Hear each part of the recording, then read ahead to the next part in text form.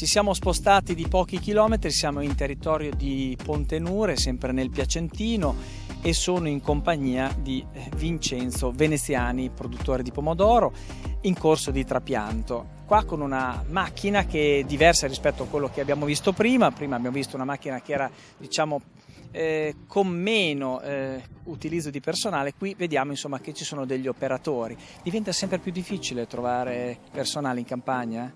Sempre più difficile, difatti siamo tutti alla ricerca di una buona macchina automatica che funzioni bene, perché non si trova più manodopera purtroppo. Quanti ettari hai investito in pomodoro da industria? Nella mia azienda all'incirca sono sui 100 ettari di pomodoro e l'azienda è sui 280 ettari totale, a rotazione.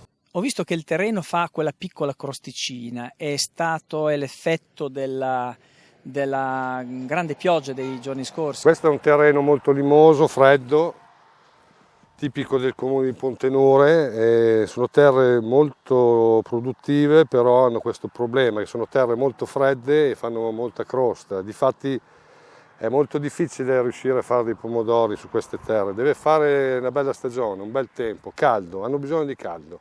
Caldo e naturalmente un apporto idrico adeguato. Ma qui è una zona che per fortuna l'acqua ce l'abbiamo, quindi di problemi finora non ce ne sono stati. Tutta la pioggia che è venuta fino adesso? Ma guardi, la pioggia che è venuta, quegli acquaroni che sono venuti così forti saranno a po', perché quando piove così forte la terra non è che beva l'acqua, se ne va. Era talmente asciutta che il problema idrico non è finito, sebbene sia piovuto parecchio, per quanto riguarda il discorso del pomodoro. E ripeto, c'è bisogno di caldo, perché qua quest'anno il caldo non se n'è ancora visto. Davide, c'è bisogno di caldo, diceva, perché comunque il pomodoro viene col caldo. Fortunatamente, dico io, i bacini si sono riempiti insomma con le piogge, quindi non dovrebbero esserci problemi di approvvigionamento idrico. Abbiamo avuto una finestra molto ampia dove, a proposito di trapianto, non si è riusciti a trapiantare. Questo cosa comporterà in termini di conferimento del prodotto alle industrie? Allora, ti confermo che c'è stata una piccola finestra di 10 giorni nel periodo dell'alluvione, quindi attorno al 16-17 di maggio, perché è piovuto anche qua, non solo in Romagna, solo che qua fortunatamente non ha fatto disastri, ma ha bloccato tutte quelle che sono le procedure di trapianto, per cui siamo slittati di una settimana e mezzo. Comporterà che finiremo qualche giorno più tardi, attorno al 10-15 di giugno. Probabilmente non ci saranno dei grossi problemi a livello di ritiro, perché saremo noi in anticipo sulla seconda ondata di pomodoro, per cui adesso, come diceva Vincenzo, abbiamo bisogno di caldo. L'acqua la gestiamo noi, per cui abbiamo bisogno che il tempo, l'escursione termica tra giorno e notte, sia inferiore rispetto a quello che abbiamo subito fino adesso.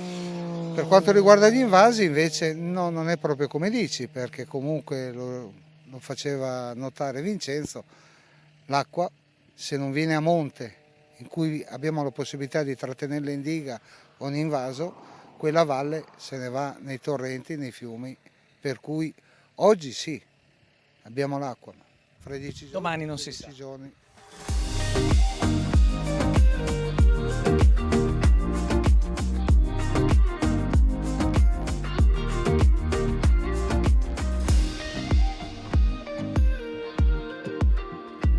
Giovanna Balordi, tecnico di Asipo, un'operazione di trapianto un po' ritardata per il maltempo. Ci sono anche degli operatori che seguono la macchina. Cosa stanno facendo?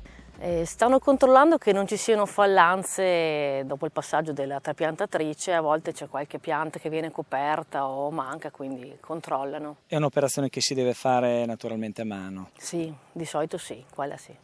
In questo caso quanti giorni è stato ritardato il trapianto per via delle piogge? Circa una settimana, infatti posticiperemo di una settimana la fine delle operazioni di trapianto. Recupererà il pomodoro in questo periodo? Speriamo di sì, dovrebbe.